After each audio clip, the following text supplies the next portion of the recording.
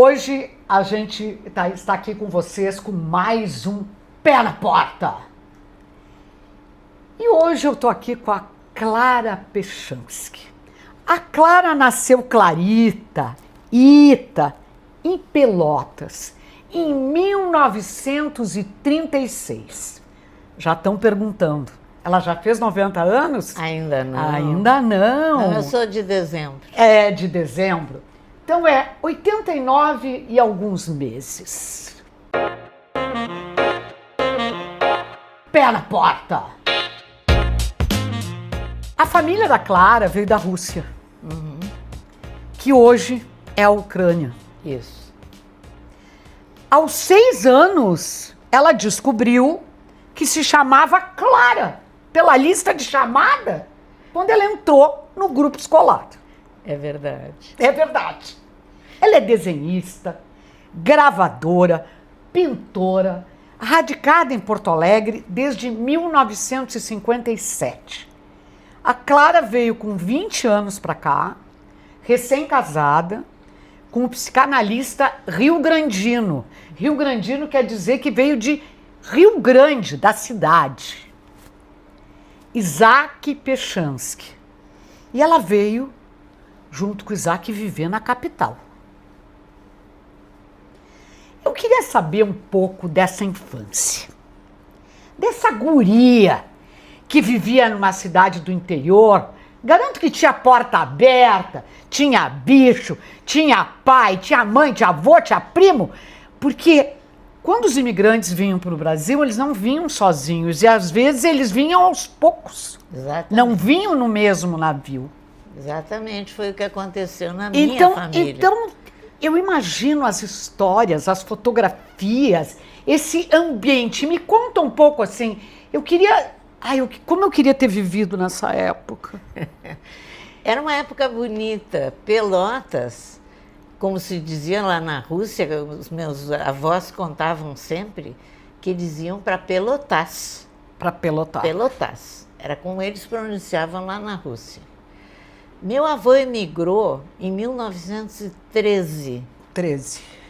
E deixou a família lá, porque ele veio fazer América, como faziam todos os imigrantes.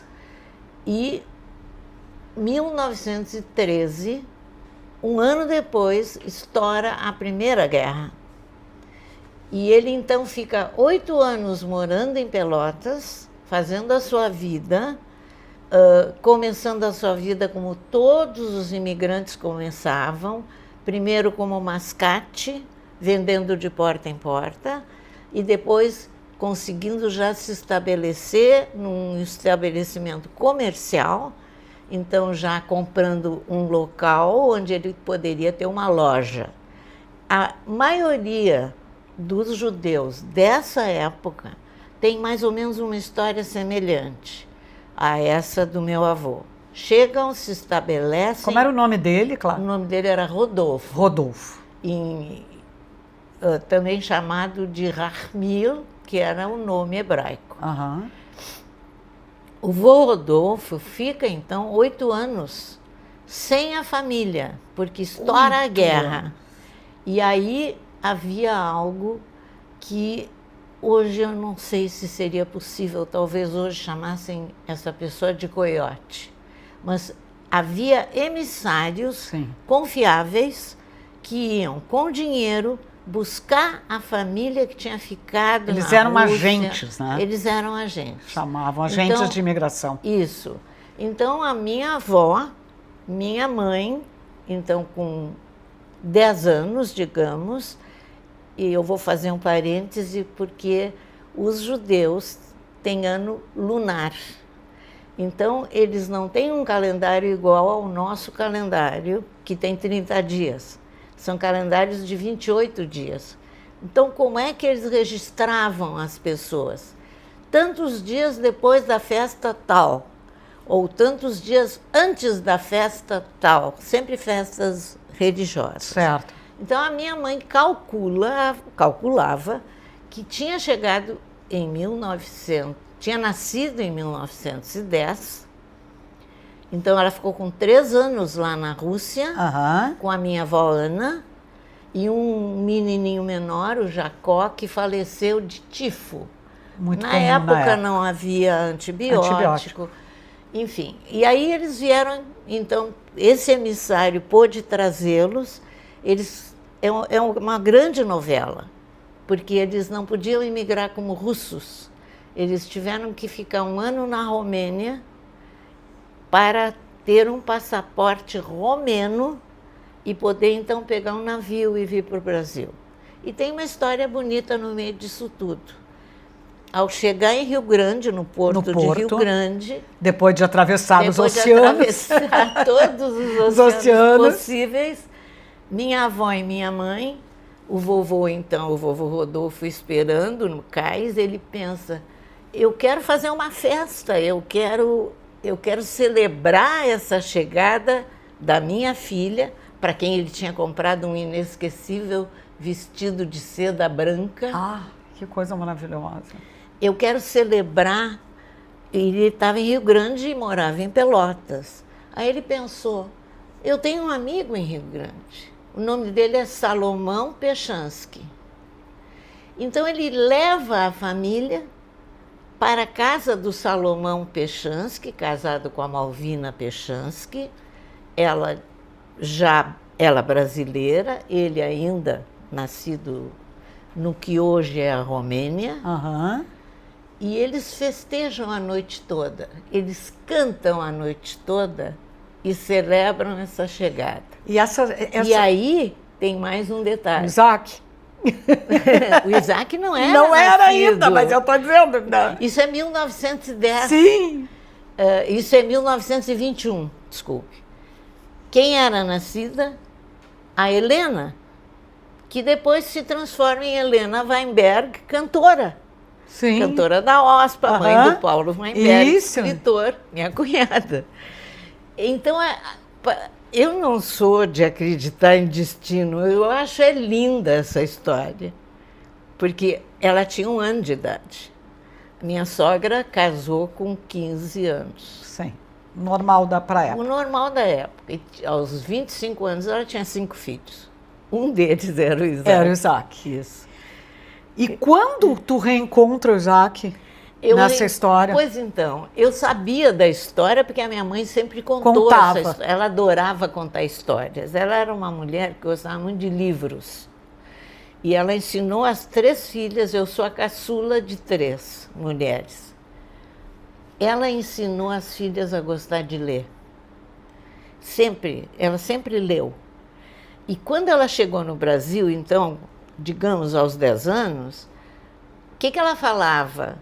Um pouco de russo, Yiddish, que era a língua mãe, a língua onde os judeus com a qual os judeus se comunicavam em toda a Europa, e um pouco de romeno, já que tinha ficado 1 ano na Romênia também.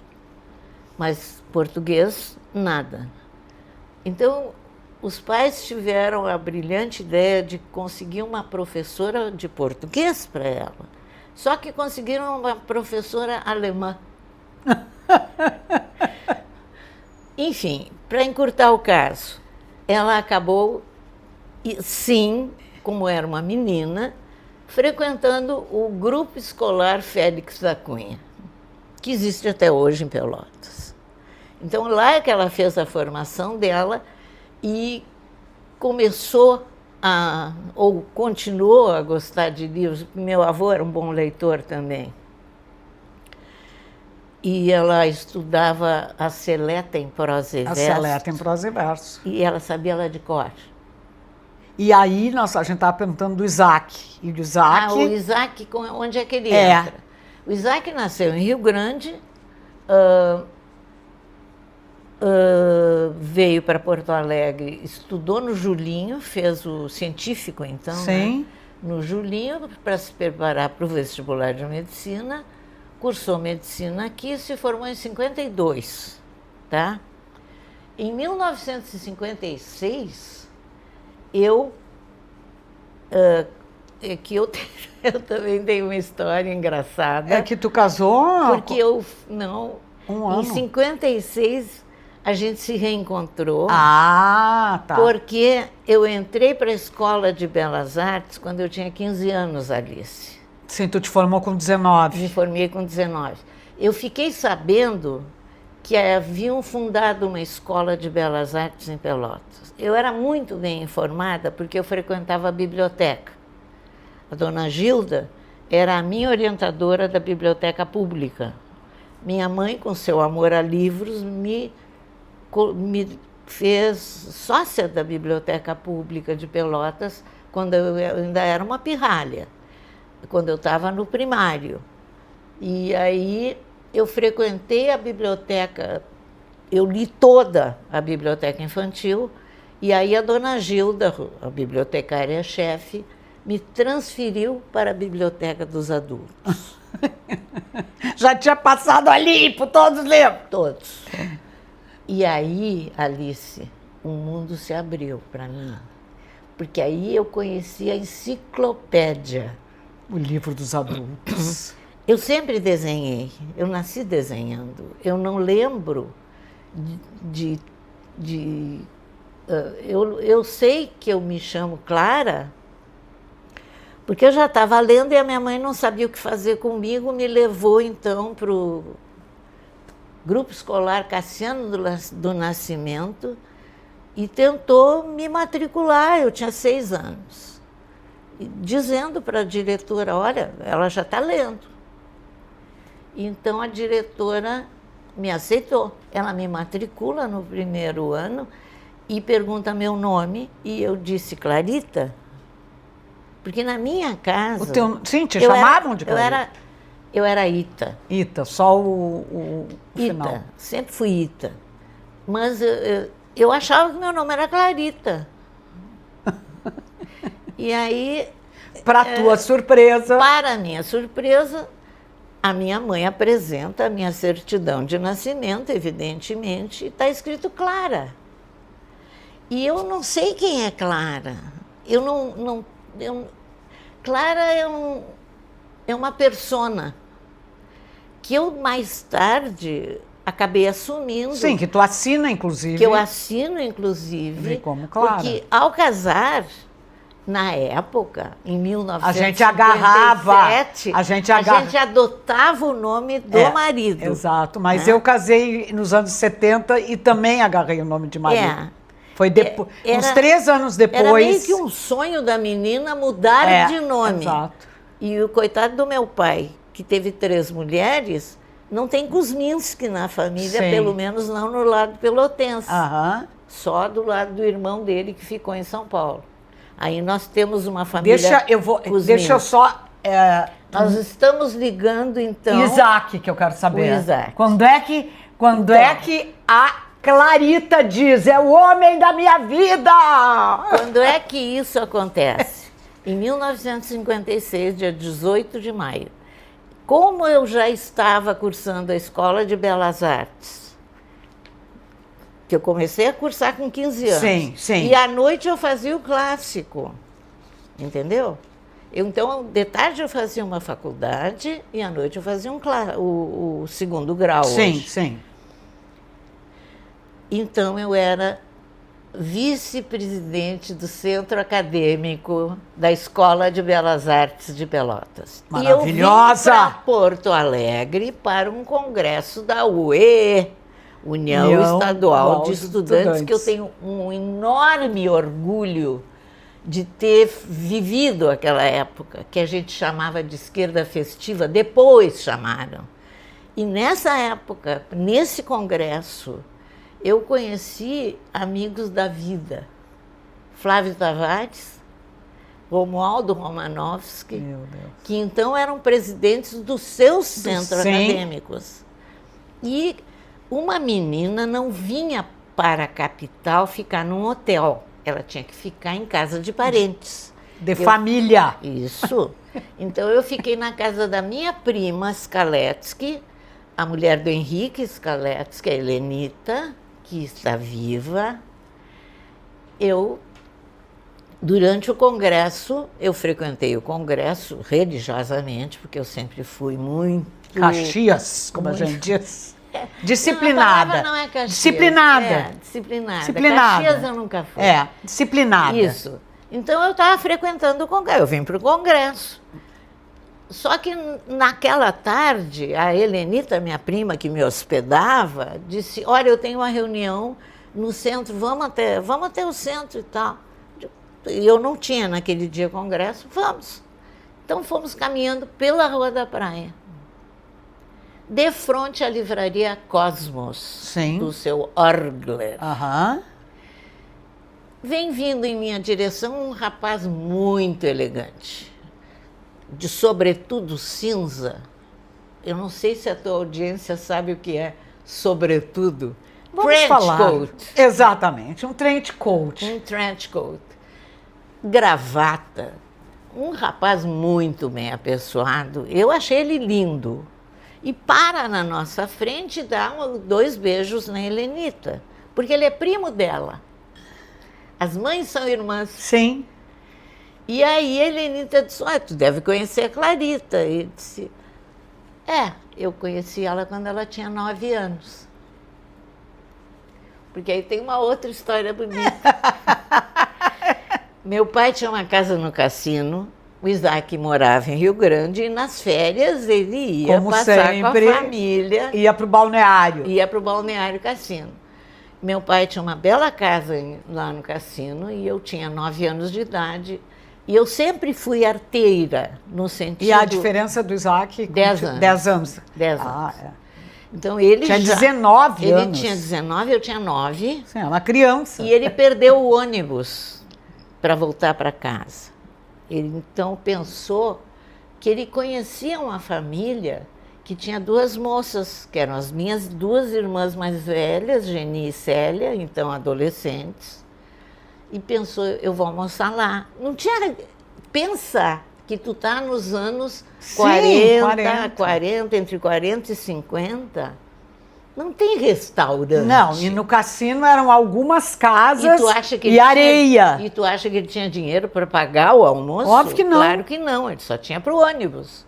Então ele lembrou que ele conhecia as moças Kuzminski e apareceu lá em casa. E é engraçado que eu lembro da cena, porque, como eu te disse, eu sempre fui arteira, no sentido de fazer coisas. Eu tinha feito... Curiosa. Arco e flecha, eu tinha feito. Arco e flecha? Eu imagino isso numa família, uma menina fazer arco e flecha. Eu fiz. Era para brincar de quê? Com alvo. Era para brincar de quê? Forte Apache? Não sei, eu não sei. Eu tive vontade, fiz. Que maravilha isso! Meus pais nunca me tolheram, Alice. Que maravilha isso! Eles nunca disseram, tu não deve desenhar. Eu usava o papel de embrulho da loja do vovô Rodolfo e da loja do meu pai, Valentim Kuzminski, cada um tinha uma loja, que eram lojas de armarinho, confecção e tal. E eles tinham o papel de embrulho impresso da loja. O que eu fazia? Eu rasgava ali na bobina, naquele rolo com a bobina. Na bobina, e usava o lado interno. Inverso. E com lápis eu desenhava. Naqueles belíssimos balcões de madeira das lojas. E sigo desenhando até hoje. Mas vocês viram que ela não me conta como é que aconteceu a história do Isaac. Mas eu tô chegando lá. Ela vai chegar porque, assim, eu tô aqui, ela vê ele na Rua da Praia. Aquele homem belíssimo, de sobretudo. Isso. Era um artista de cinema. E aí a Helenita, então, diz, tu deve conhecer a Clarita. Aí ele fala dos 9 anos. E daí eu conheci quando ela era pequena. E daí tu... No arco e flecha e tal. Eu lembro do arco e flecha. E lembro de que alguém veio almoçar. Só que tem outra história, Alice. Aí ele conseguiu, enfim, almoçou lá em casa, eu chamei ele para ver meu arco e flecha. Acho que eu fui meu próprio cupido. Imagina! 19 anos, 9 anos. É, uma 9 pirralha. anos, ela mostrou, sim. Era uma pirralha, né? Aos 9. E aí ele pegou seu ônibus de volta, voltou para casa e a dona Malvina, minha futura sogra, perguntou onde é que tu estava, porque não tinha telefone, Sim. entende? Tu não tinha como te comunicar. Não. Ela, logicamente, deve ter ficado preocupada. Sim, porque ele não o tinha filho foi voltado. de manhã nadar no cassino. Isso, e não voltou nunca mais. Só voltou sei lá que horas. E aí ele disse, aconteceu isso, isso e isso, eu perdi o ônibus, me lembrei da família Kuzminski, E fui almocei lá. E tem duas moças muito bonitas, mas tem uma guriazinha que vai incomodar. Que era tu. Era eu. A pirralha. E aí, bom, a partir desse dia, do nosso encontro Da Rua na da Rua Praia. da Praia, vem vindo esse jovem elegante, né, que era primo da minha prima, e conversamos um pouco e ele diz, vocês não querem tomar um chá? E a minha prima disse, olha, eu não posso porque eu tenho um compromisso. E aí ele me convidou e eu disse, bom, eu não tinha nada, eu topei. Aí fomos tomar um chá E na ele... Galeria Chaves, Na Galeria Chaves. na confeitaria Cruz de Malta. Acontece que ele já era formado, era 1956, fazia 4 anos que ele estava formado. E ele tinha ele já 20. estava fazendo até concurso. Então pro ele São tinha Pedro. 29 e tu 19 anos. Exatamente. E aí começamos a conversar. E lá pelas tantas ele pede licença, que tinha que dar um telefonema, sai, volta. Eu fiquei sabendo depois que ele foi desmarcar a consulta que ele tinha, porque ele quis ficar comigo. Que delícia. Essa foi a história, Alice. O Isaac sempre dizia, e aí a gente começou a conversar e nunca mais parou. Não, e em um ano depois vocês casaram? Não, porque 3 dias depois nós decidimos o casamento. 3 dias? 3 dias. Sim. Isso foi dia 18 de maio. Aí ele não tinha carro, a gente andava de táxi pela cidade, mas nós não nos largamos mais. E aí, 3 dias depois, a gente marcou noivado, no dia 13 de novembro, que iria coincidir com o aniversário de casamento de meus pais. E o casamento, nós sabíamos que íamos casar, aqui será maio, e a gente pensou, vamos casar daqui a um ano. 3 dias depois. A gente nunca mudou de ideia. Foi assim. Agora, que coisa linda isso, porque... É bonito. Agora, e as famílias aceitaram isso normalmente? Mas claro, as famílias se conheciam, e por que não? Não, pela época. A minha pergunta é mais pela época, assim, pela rigidez. Não. Não. Não. Tu acha que isso é porque os imigrantes eram mais leves em relação a isso? Pelo tipo de trabalho que tinham passado? O amor era... quando uma pessoa encontrava outra e tinha aquela felicidade que já poderia se dizer eterna, como no caso de vocês, a leveza do relacionamento... Era aceito. Era aceito. Porque eu acho incrível Alice, isso. Porque tem que pensar na época. Nós estamos nos anos 50, em que o romantismo impera no mundo. Isso. No mundo. Eu sou produto de... Nasci em 36, mas todo o meu repertório, o repertório artístico de História da Arte, ele se formou na Biblioteca Pública, como eu te disse. De Pelotas. De Pelotas. A enciclopédia abriu o mundo para mim, porque não tinha TV. E eu sabia da existência de artistas e artistas, mas eu nunca tinha visto a obra deles. E a enciclopédia mostrava a obra deles, entendeu? E, fora isso, estamos nos anos 50 e o cinema americano domina o mundo. E, mais um detalhe, o fato de ter nascido em Pelotas. Sim. Como é que era a nossa vida cultural? Meus pais eram sócios da Sociedade de Cultura Artística, que de vez em quando trazia artistas, cantores, declamadores. Sim, porque Pelotas, Rio Grande e Jaguarão era passagem para a Argentina e Uruguai. Uruguai. Então, exatamente. Era um polo. Exatamente. Né? Então, era Rio de Janeiro, São Paulo, Porto Alegre, fazia esse trajeto. Isso aí.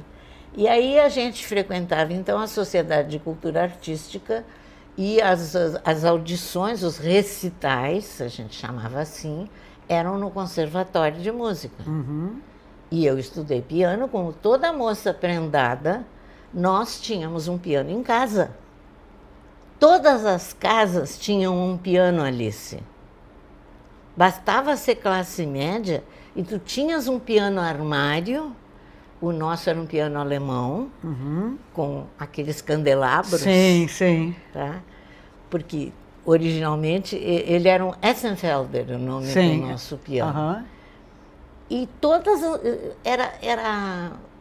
não era o destino, era uma formação natural. Cultural, né? Importante, artística. Era importante, e Pelotas era conhecida como a Atenas Rio Grande. Exatamente.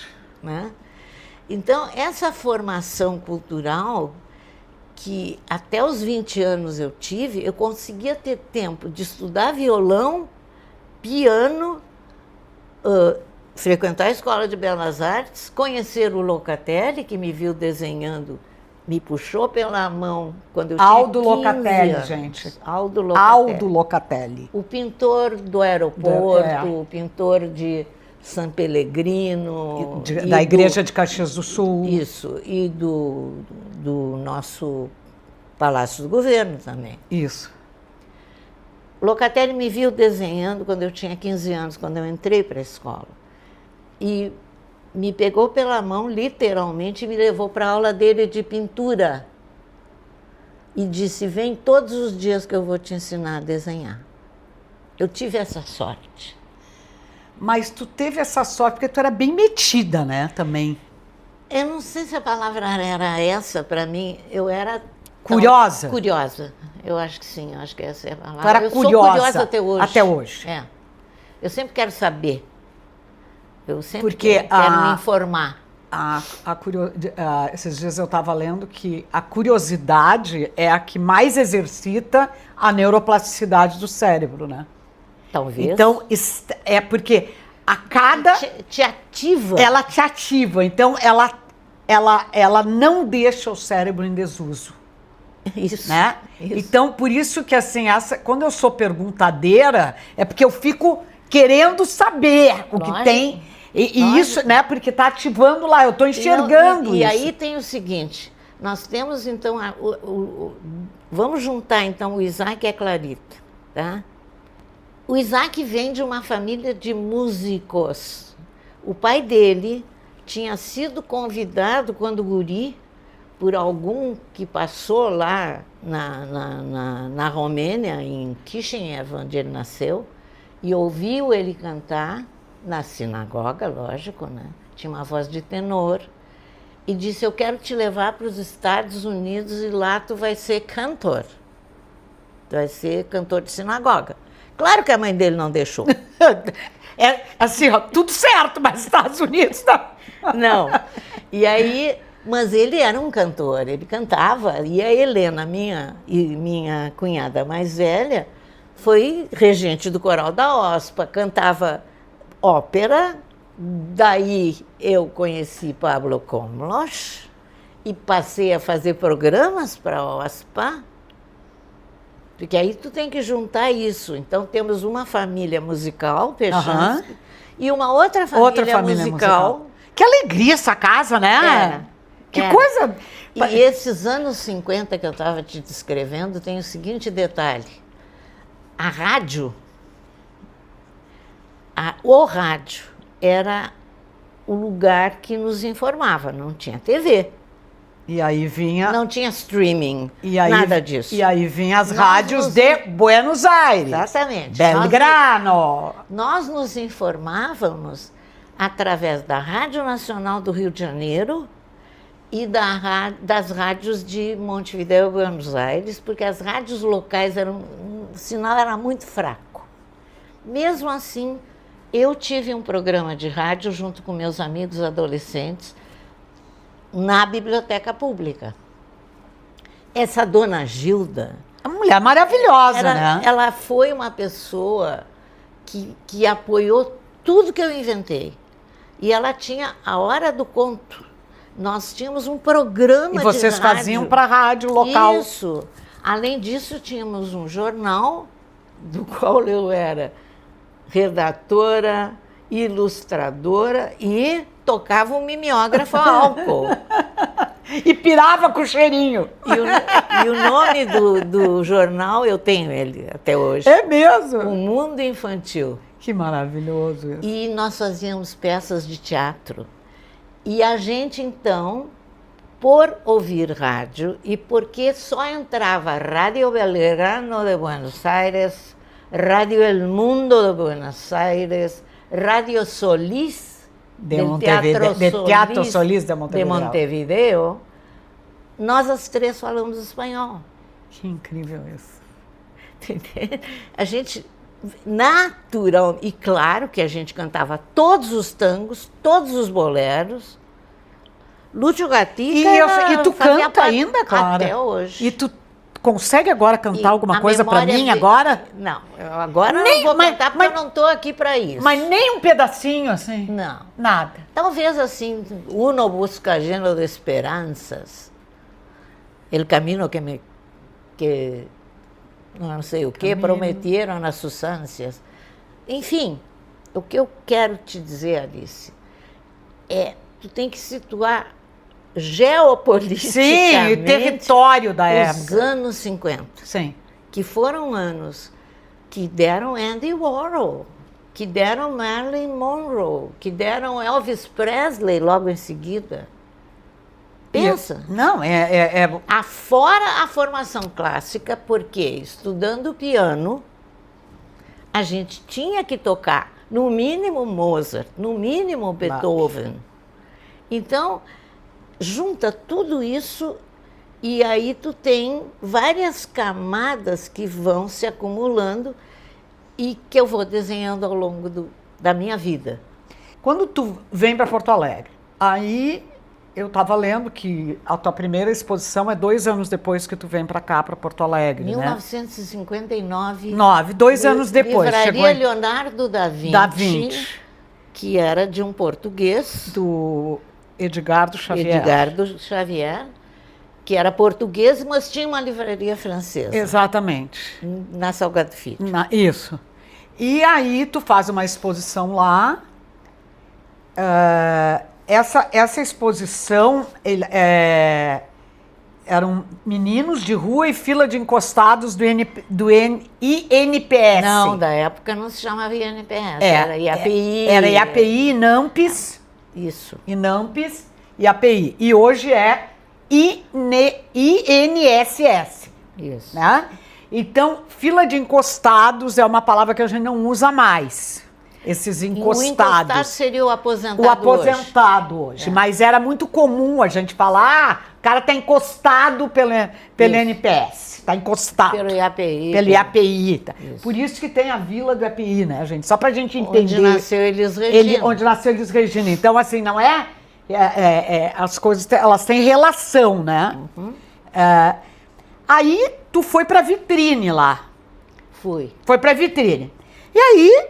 estava concorrendo com vários pesos pesados. Pois é, acontece o seguinte, quando eu vim para cá em 1957, o mundo era outro para Eu sempre quis ser ilustradora, é preciso fazer esse parêntese. Eu nunca quis ser pintora. Expor em Paris, não, eu não tinha isso. Eu queria ilustrar, porque eu fui uma leitora voraz de tudo que era ilustrável, Monteiro Lobato, todos os outros. É a tua formação. A minha formação e o meu desejo sempre foi ilustrar. ilustrar é tornar ilustre. Isso eu vim saber muito Exatamente. depois. Mas não era isso que eu queria. Eu queria fazer ilustração. Mas a ilustração seria invenções a Não. partir das palavras? Não, que era uma coisa não, desse tipo não. ou não? Eu consegui, tive uma sorte muito grande, que naquela época nós tínhamos muitos jornais aqui em Porto Alegre. Sim.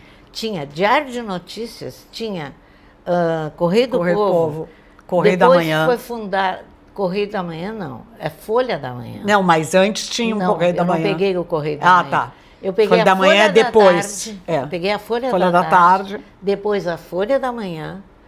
E aí eu fui convidada pelo meu amigo P.F. Gastal, Sim. Paulo Gastal, De Pelotas pelotense, também. a começar a ilustrar contos, poesias. E eu fazia isso como freelancer. Mas quando eu te perguntei da ilustração, a ilustração ela vem de uma vontade de tornar aquelas palavras graficamente, né? Exatamente. Porque é Sim. dar vida Sim. àquela palavra através do traço. Foi daí que eu comecei a fazer capas de livro. Capas. Aí ela fez capas para Editora Globo. Fiz mais de 60 capas. pra Editora Globo. Então, olha aqui, algumas coisas aqui que ela trouxe da coleção do Érico Veríssimo. Essa é a coleção Sagitário, que o seu Henrique Bertazzo, que era o dono da Editora livraria. Globo, e era um Da editora. visionário, ele decidiu, porque ele começou editando livros clássicos, chamada Coleção Nobel. E nós tínhamos grandes tradutores. Mário Quintana, Herbert Caro, Lia Luft. Toda essa gente trabalhava, Érico Veríssimo, que eu conheci pessoalmente, porque a livraria do Globo era uma grande sala. Eu me lembro. Com várias mesinhas, e cada mesinha sentava... Eu não tenho 90, mas eu fui lá. Terás.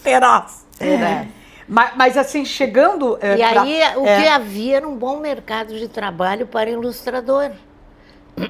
Então, eu comecei, em seguida, a trabalhar com o que eu queria trabalhar. Que era ilustração. Que é transformar textos em linhas, traços, cores. Então, comecei na Editora Globo, seu Ernest Soiner, que era o chefe lá daquela lindíssima seção de desenho lá em cima, onde trabalhava Edgar Quetes, João Farion, todos. Fedrich, Nelson Beira Fedrich, todos trabalhavam lá dentro. Eu não, eu era free, eu ia e voltava. E quando eu me apresentei dizendo que eu... E tinham poucas mulheres ilustradoras. Nenhuma. Né? Nenhuma. Ah, tá, nenhuma. Não, depois tinha uma que era de Santa Catarina.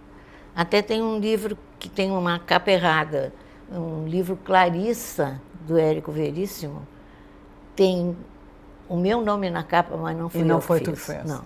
Mas aí eu quero só voltar. Aí tu estava lá, fez essa exposição. Ah, sim. E quem é que, por exemplo, disse, ela é uma artista? Quem disse foi Alice Soares. Ah, Alice Soares. Olha só, Alice, tua xará, a gente sabia, eu era informada, eu não sei como que eu era informada, eu acho que lia jornal, porque era a única forma da gente se informar. Eu sabia que Alice Soares era considerada a maior desenhista do Rio Grande do Sul. Eu sabia que Vasco Prado era considerado o maior escultor do Rio Grande do Sul. Esse tipo de informação eu tinha, mesmo aos 19 anos, sim, mesmo chegando aqui... Em Porto Alegre e tal. Enfim. Eu faço, então, essa primeira exposição com Edgardo Xavier, na livraria francesa, chamada Leonardo da Vinci, e eram só desenhos preto e branco, só. E sempre preocupada já com fazendo coisas de cunho social, né? Meninos de rua, fila de encostados. E eu tô lá no meu cantinho, no fundo da livraria, e vejo uma moça alta entrar, fazer a volta e tal. E ela chega para mim e diz: meu nome é Alice Soares. E eu tive vontade de me ajoelhar, porque era, sim, entende? Uma referência. De repente, a maior desenhista do Rio Grande do Sul. Aí ela disse: eu quero te convidar para trabalhar comigo.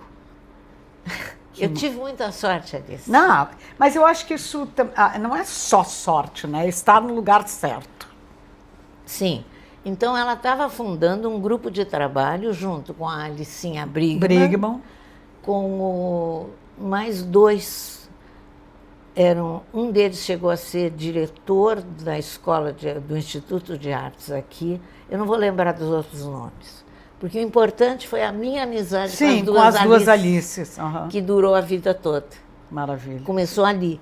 Esse grupo de trabalho se reunia à noite, nós pagávamos um modelo e desenhávamos. Modelo vivo. Sim, modelo vivo. E desenhávamos. Esse grupo durou uns 2 anos, eu acho. Depois ele se desfez. Mas isso consolidou uma amizade para sempre com as duas Alices. Eu cheguei a escrever algumas vezes sobre elas, à medida que elas foram... Quando a Alice faleceu, eu escrevi, enfim. E quando tu fala dessa amizade, tem uma outra parte que era quando vocês vieram para Porto Alegre, também vocês iam muito na casa do Chico Stockinger, né? Que era na Rua Pelotas. Aí tem uma outra se eu história. te contar que eu morava na Rua Pelotas... E tu era vizinha do Chico? Morava na frente da casa do Chico. E tu lembra do forno lá no fundo da casa? Lembro de tudo, porque eu era muito amiga da Dona Ieda, Aham. que ela era professora do Grupo Escolar Marechal Floriano Peixoto. Não era o Grupo Colégio Batista? Não, mas ela depois ela também dava aulas no Grupo Escolar Marechal Floriano Peixoto. Sim. E também era um pouco contemporânea dos filhos. Eles eram mais velhos que eu, mas eu andava lá pela casa e observava as festinhas de sábado, como criança. Então, não era bem as festinhas. Eram uns encontros, né? Eram encontros de amigos. Hoje a gente diria que seria o quê? Um encontro cultural. Tipo um sarau, quase. Não, não tinha música. Porque o Chico já estava começando a ficar surdo. O Chico estava chegando do Rio de Janeiro, onde ele tinha sido aluno do Guild de escultura. Sim. E o Chico queria ser escultor.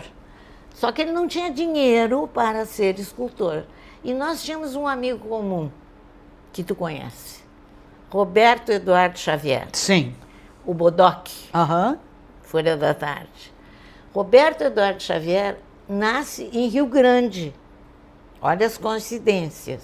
E era amigo do Isaac, desde Rio Grande. E começam a acontecer uns encontros, sábado à tarde, na casa do Chico, na Rua Pelotas. Dos encontros participa Josué Guimarães, Jaco Anídia,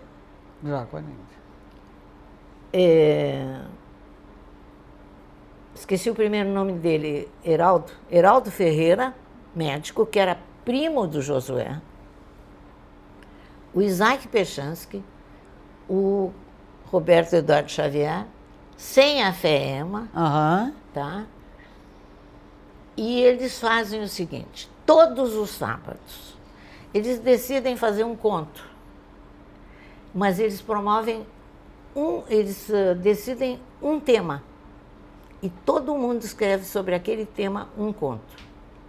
Tu repara que isso é o início das coisas que depois o Assis Brasil, a Cíntia... Oficina de escrita criativa. Escrita criativa. Só que ninguém atinava que era isso. Mas pensa que era. É o início. É o Gênesis. Eu tenho esses contos. Que coisa linda. Eu tenho esses contos, porque era... Mas Por quê? Porque eu não participava. Sabe o que eu fazia? Eu ia lá para os fundos, onde o Chico tinha No feito... pátio? Não, onde ele tinha os cactos. Ele tinha feito um fundo de... Não, cactos ainda não. Nem tinha cacto. Não. Lógico, não tinha. Ele tinha feito um forno de cerâmica. De cerâmica. E a única coisa parecida com escultura que ele fazia eram vasos de cerâmica que ele podia, então, queimar. Ele não tinha dinheiro para bronze. Isso veio depois. Então, nessa época, nesses anos 58, 59, eu não tinha filhos ainda. Meu primeiro filho nasceu com... Pois eu ia te perguntar... Em 60. Em 60. O Rubem nasceu em 60. 3 anos e o Flávio depois. nasceu em 61. Tá. Então, nesse tempo, eu fui com o Chico, eu ficava com o Chico fazendo mais uma coisa que ele me ensinou. Xilogravura. Porque a Escola de Belas Artes de Pelotas tinha uma falha. Na minha formação não tinha gravura, porque não tinha quem desse gravura em Pelotas.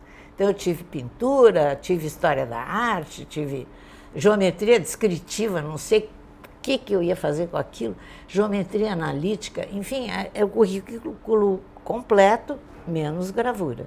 Chegava no 3º ano, tu tinha que optar. Ou tu ia para a escultura, ou tu ia para a pintura.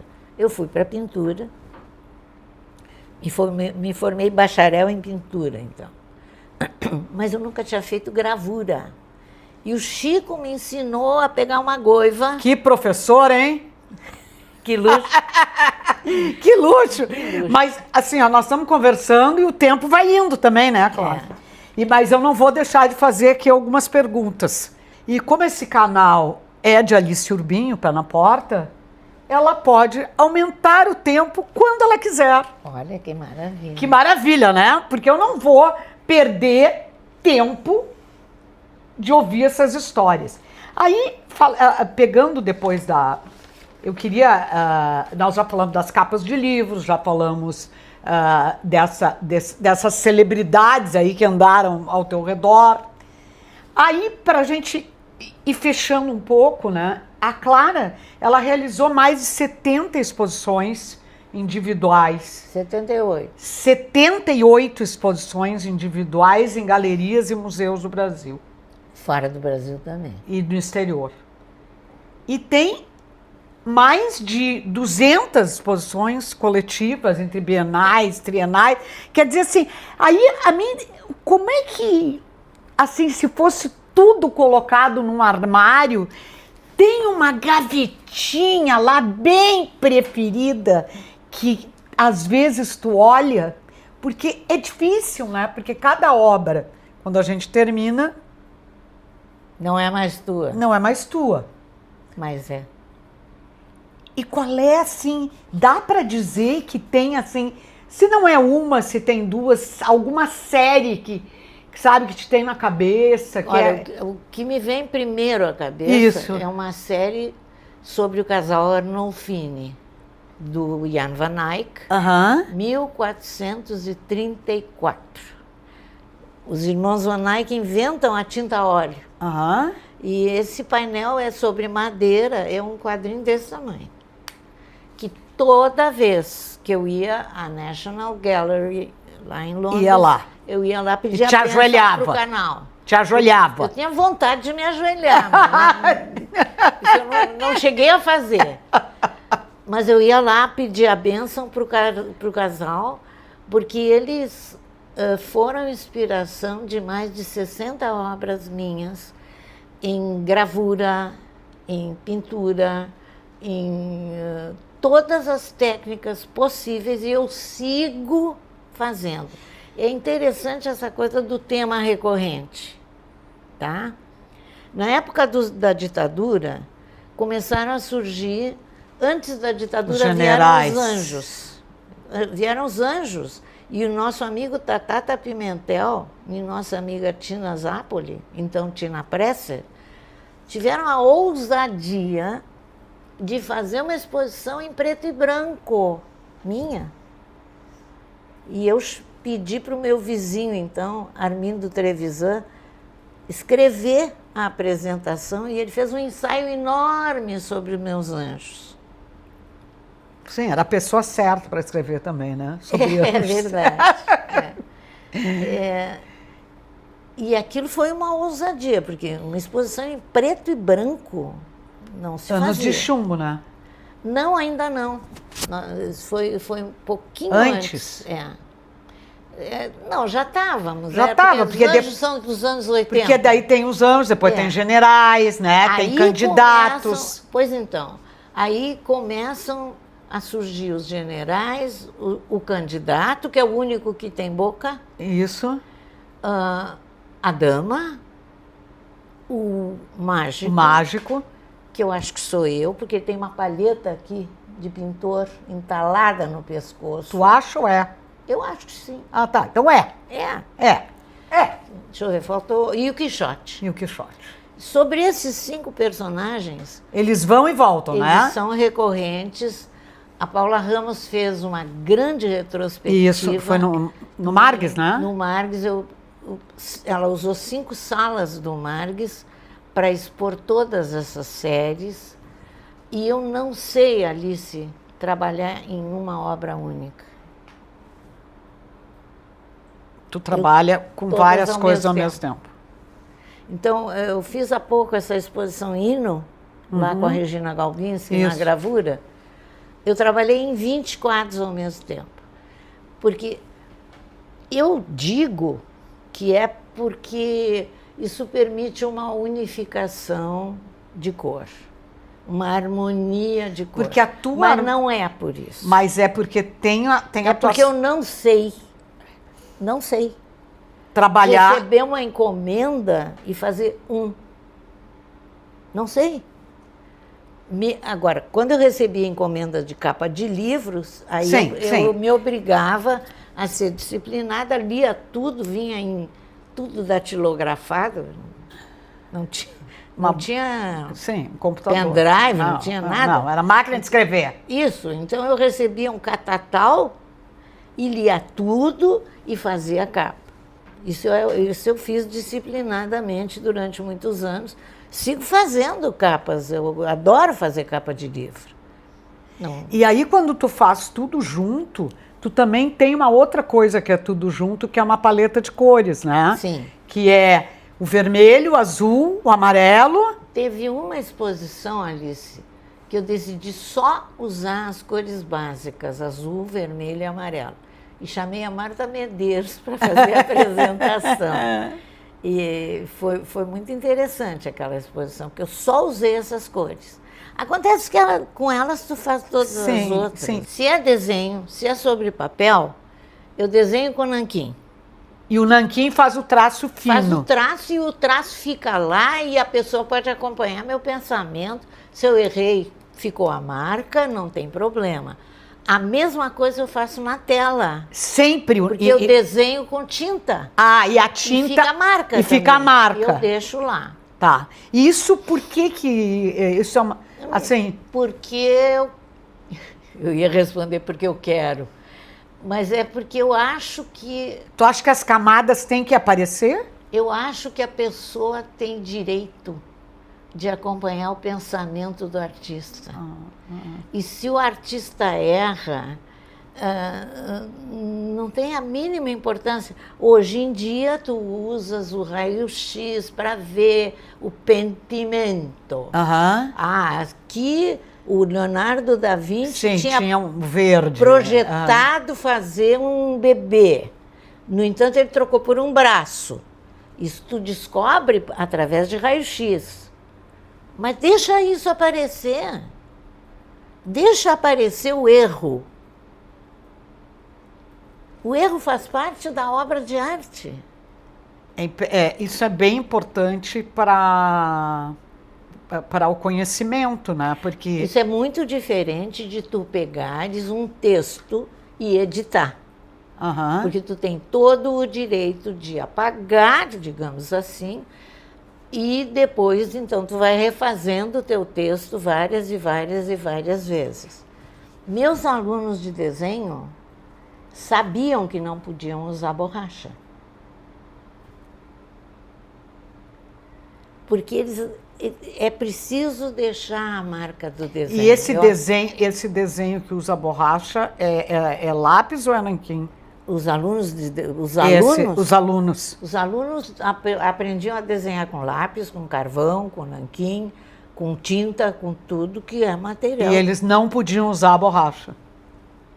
Teoricamente, não. É muito maravilhoso isso, deixar o erro à prova.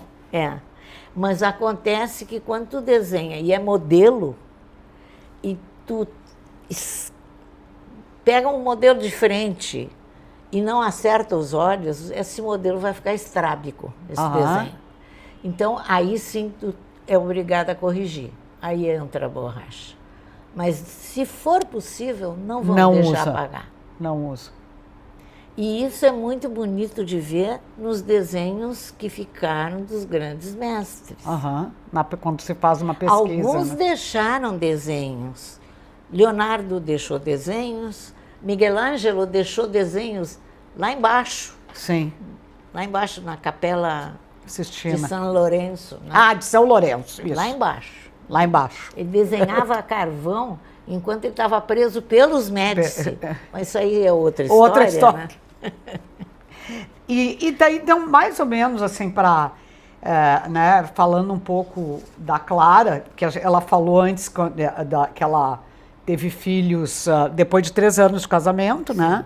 Teve um. Então, a Clara tem 2 filhos, 4 netos. Que são muito musicais também. Muito musicais. Foi casada com o Isaac durante 70 anos. Faz quase um ano que o Isaac faleceu, né?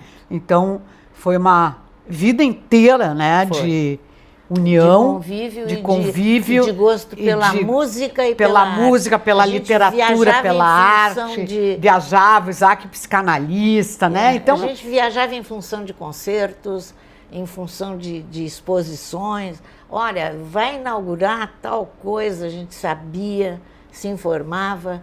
E foi uma vida muito rica. E me diz uma coisa, assim, como é que está sendo esse exercício de saudade? Muito difícil, mas a gente sabe que é assim. Eu, afinal de contas, convivi 70 anos com uma pessoa sábia. E isso me ajuda muito. E a saudade faz parte do luto, né?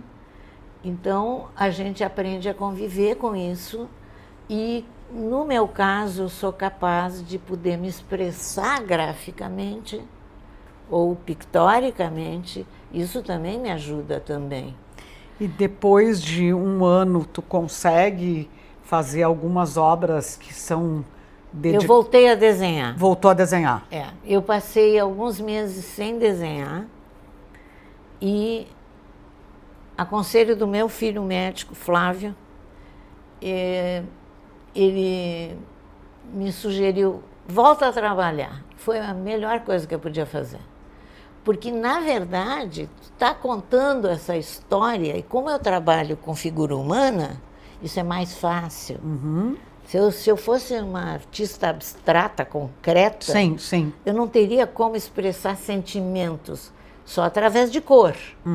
Né? Mas como eu trabalho com figura humana, é muito mais fácil contar histórias e as pessoas vão poder ver e vão poder acompanhar numa futura exposição toda uma evolução de sentimentos. E tu pretende fazer alguma exposição... Sim. Agora sobre... Eu estou sempre com... Não, tu está sempre com uma exposição, com um projeto, com uma exposição. Sim. Mas eu queria, assim, saber se tem uma exposição, assim, para Isaac. Já teve, né? Eu fiz justamente como ele acompanhou a exposição Hino. Sim. Logo depois que ele faleceu, já estava pronta a exposição. Aí eu fiz. Isso. Fiz Mas aí ela já estava andando. Estava andando. O que eu quero saber é depois dessa parada, depois desse exercício... Agora voltei a desenhar a partir de fevereiro. A partir de fevereiro. Novos desenhos, com novos temas, mas que, no fim das contas... É uma continuação. Porque mesmo que tu não queiras, ao longo de tantos anos de trabalho, tu adquires um estilo, entende? O meu desenho é reconhecível. Sim, a gente vê o desenho e diz, esse é da Clara. Isso.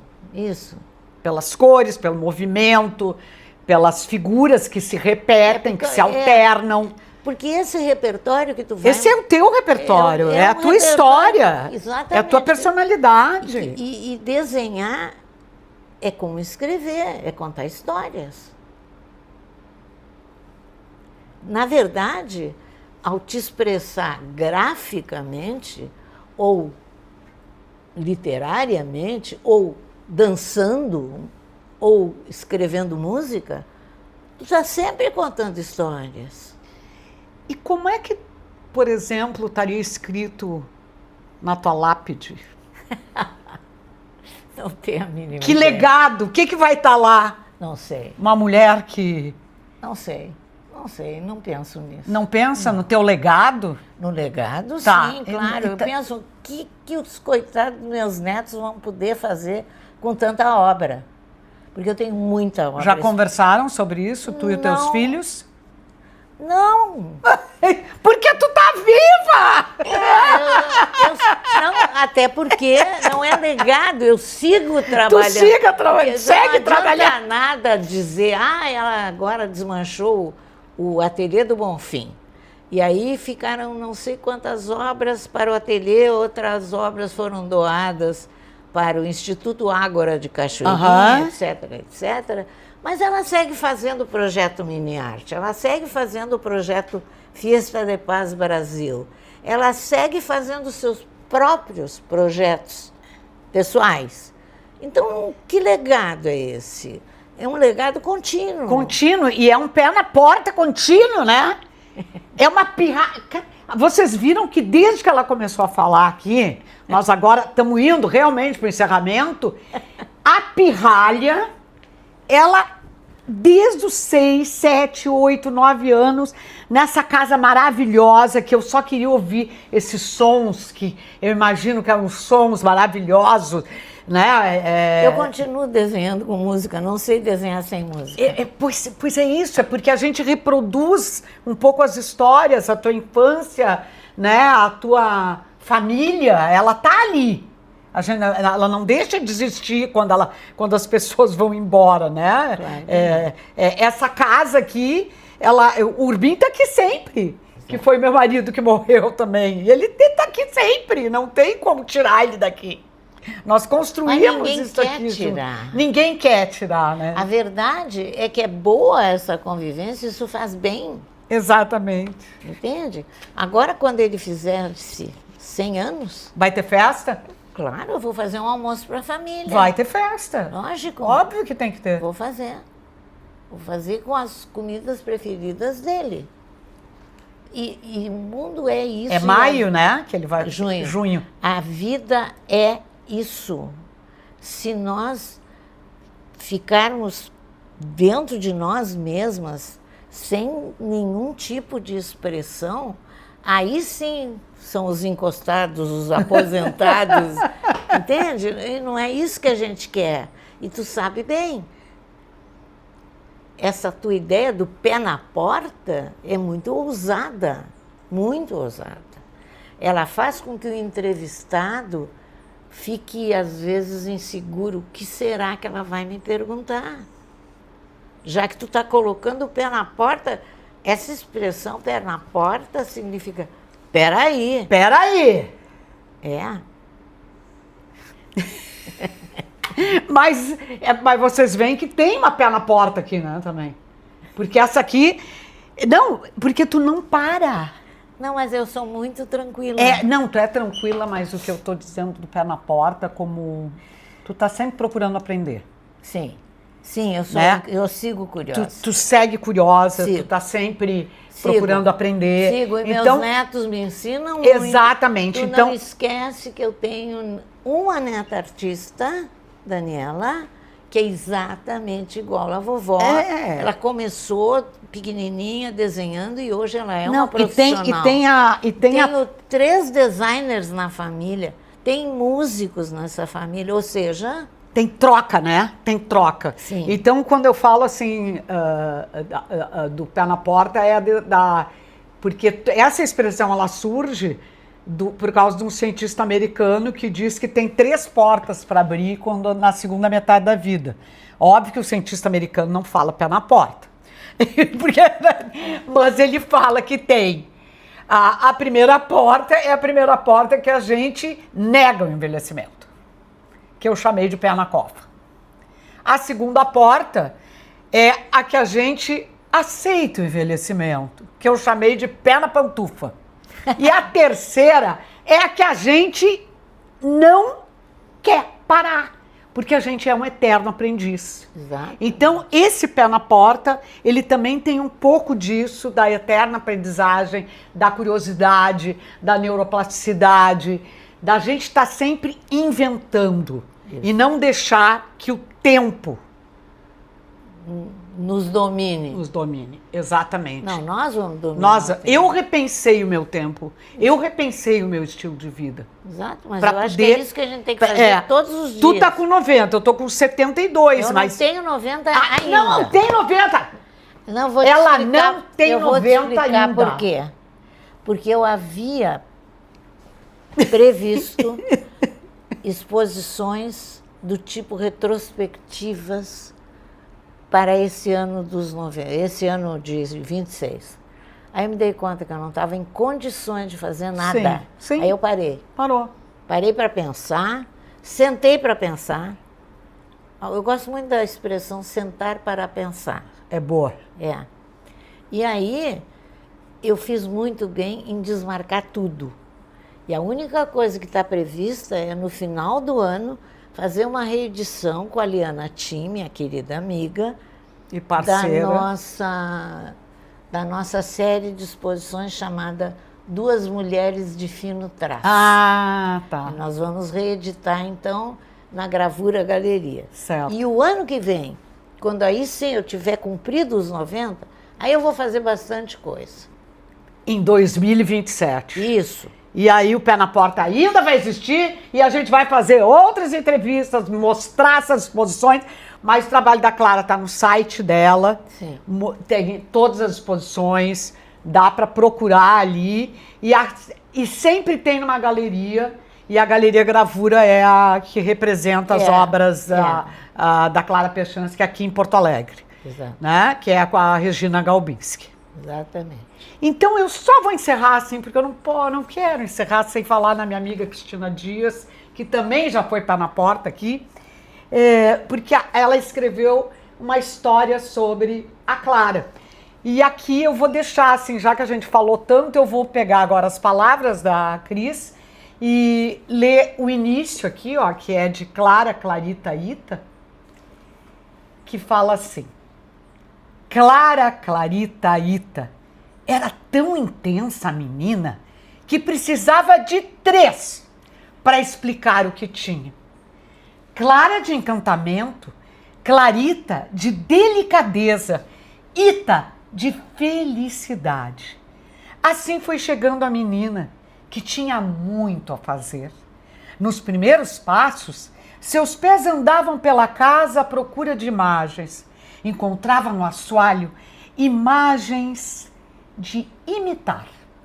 Procurava nas paredes cores para compor. Buscava nas janelas transparências para ilustrar. Vem, menina, está na hora de cantar. E aí, gente, continua. E o livro é todo ilustrado pela Clara. E é preciso dizer que a Cristina Dias eu conheço desde que ela tinha 15 anos. E nós já fizemos muita coisa junto. E a Cris é uma adorável criatura que está lançando agora um livro que se chama A Mulher que Ouvia os Quadros. Exatamente. Então... tem algo, né? Algo. Muito obrigada, adorei essa entrevista. Eu que agradeço. Deixamos o tempo passar, porque histórias é muito bom de ouvir e contar. Muito obrigada. Obrigada, querida. Clara Clarita Ita.